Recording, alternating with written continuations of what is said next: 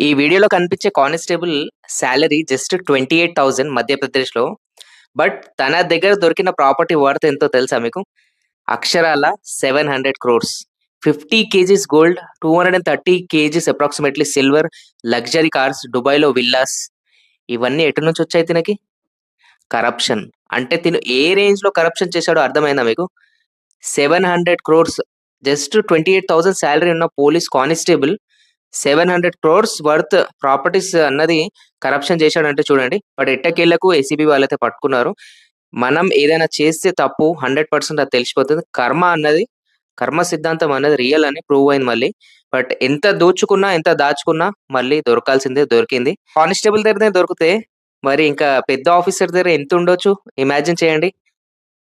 తిన లోకాలిటీలో పనిచేసే ఆఫీసర్స్, తిన చుట్టుముట్టున్న ఆఫీసర్స్ ఇలా సోదాలు చేసుకుంటూ పోతే చాలా నిధులు దాచుకున్నారనమాట.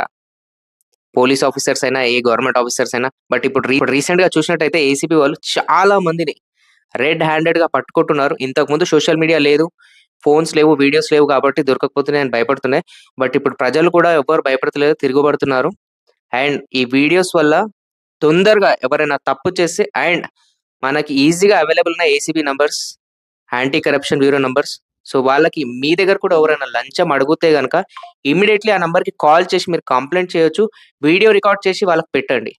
భయపడకండి, చేయండి. సో, ఈ కరప్షన్ అన్నది ఆపాలి మనం. ఎలాగైతే గవర్నమెంట్ ఈ గేమింగ్ యాప్స్, ఈ బెట్టింగ్ యాప్స్ ఎలా అయితే బ్యాన్ చేస్తారో, ఈ కరప్షన్ కూడా అలాగే నిర్మూలించాలి కంప్లీట్‌గా. అప్పుడే ఇండియా అన్నది డెవలప్ అయితది. ఒక సామాన్య ప్రజలు, ఒక నార్మల్ కామన్ పబ్లిక్ అన్నది ఈజీగా బ్రతకొచ్చు.